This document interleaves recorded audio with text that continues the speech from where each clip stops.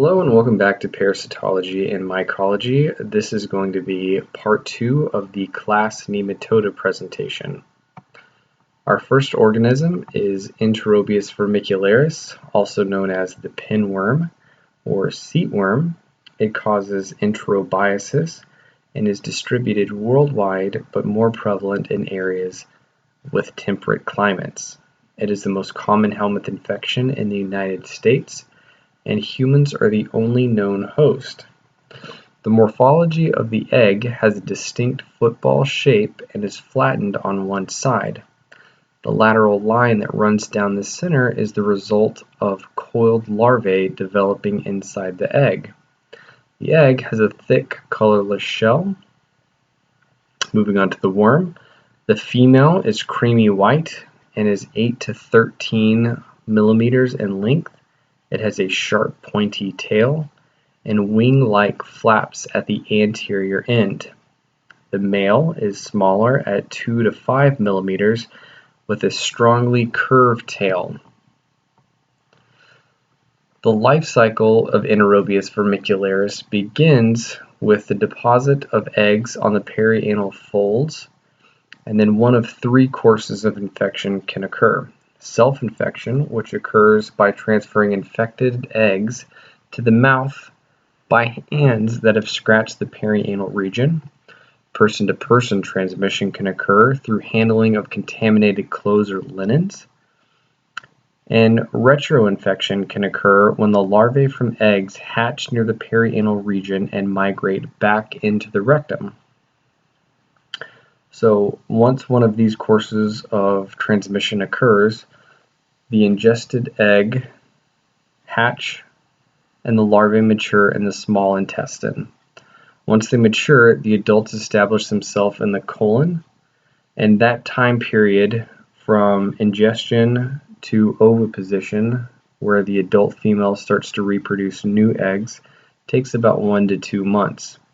Gravid females migrate nocturnally outside of the anus and deposit eggs while crawling onto the skin of the perianal region. The larvae contaminated inside the eggs develop, becoming infective in 4 to 6 hours. Those eggs can survive indoors for 2 to 3 weeks. The pathology of Enterobius vermicularis can be asymptomatic with light infections, while heavy infections can result in inflammation of the intestine, mild nausea or vomiting, loss of sleep and irritability, and irritation of the intestinal mucosa. In females, vulval irritation can occur from migrating worms entering the vagina. Note, the females produce up to 15,000 eggs. Those eggs become infective within 4 hours, and the eggs remain infective for several days. They're rarely found in the fecal samples due to the releasing being external of the intestine, and the first morning cellophane tape prep is the ideal recovery method for the adult female on the perianal region. Our next organism is Trichuris trichiura, also known as the whipworm. It causes trichuriasis and is present in warm countries and areas of poor sanitation, and also southern states of the United States.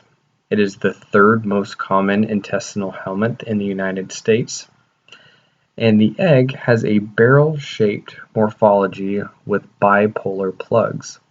It has a smooth shell surface, and that shell is thick and yellowish brown. Females are 35 to 55 millimeters long, and the anterior 2/3 is long and thread-like. The males are shorter than the females at 30 to 45 millimeters long, and a structure similar to females with a strong curvature of the tail. The life cycle of Trichuris trichiuris begins in the soil. The eggs develop in a 2-cell stage, the advanced cleavage stage and the embryonated stage. Eggs become infective around 15 to 30 days after deposit. Following ingestion of the infective eggs, The eggs travel to the small intestine where they release larvae and mature. Once the larvae have matured, they travel to the colon where they fix themselves with their anterior ends threaded into the intestinal mucosa.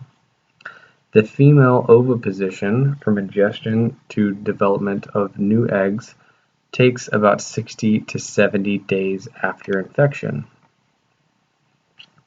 Pathology of TRICHURIS can be asymptomatic with light infections, while heavy infections can cause ulcerative colitis, inflammatory bowel disease in adults, and the surface of the colon may be so packed with worms you can get rectal prolapse.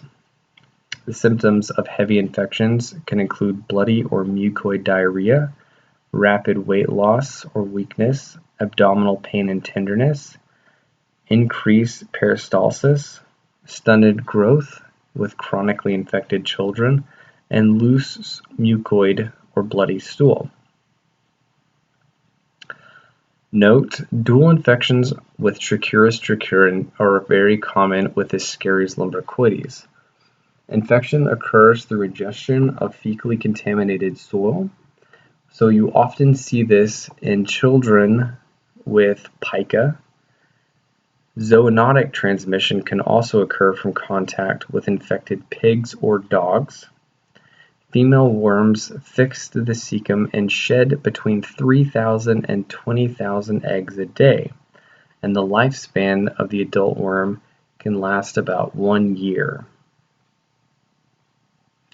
Our next organism is ASCARIS lumbricoides, also known as the large intestinal roundworm. It causes ascariasis and is prevalent in warm countries and areas of poor sanitation. Common in the United States and southwest eastern regions of the Appalachian Mountains, and is the second most common helminth infection in the United States and the most common helminth infection worldwide. The egg morphology has a coarse malmelated albuminous coating with a thick yellowish-brown chitin shell. The unfertilized egg is elongated in appearance and has a thinner shell wall. The worm is creamy white with a cone-shaped taper anterior end. The males are 15 to 30 centimeters long with a strongly curved tail, while the females are longer at 20 to 35 centimeters with a straight tail. The life cycle of ASCARIS lumbricoides begins with the adult living in the lumen of the intestine and producing eggs that are passed in the feces.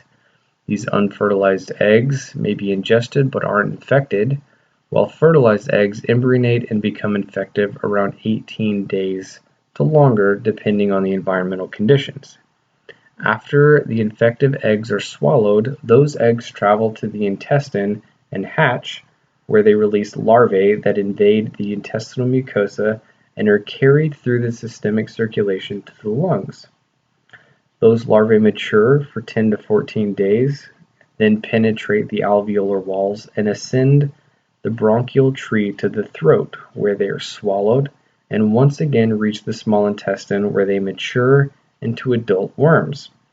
From ingestion of the infective eggs to oviposition, the adult female takes 2 to 3 months. The pathology of ASCARIS lumbricoides has 2 phases: the tissue phase, which can result in pneumonia, coughing, low-grade fever, and 30 to 50% eosinophils in the peripheral blood, known as Loeffler syndrome. The intestinal phase can cause intestinal or appendix obstruction from heavy infections, vomiting and abdominal pain, protein malnutrition in children with heavy infections, or it may be asymptomatic with lighter infections. Females produce around 200,000 eggs a day that are passed in the feces.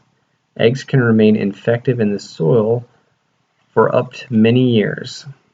Adult worms can live to 1 to 2 years, while adult worms migrate when provoked by fever and certain drugs, releasing exciting through the mouth, anus, or nose.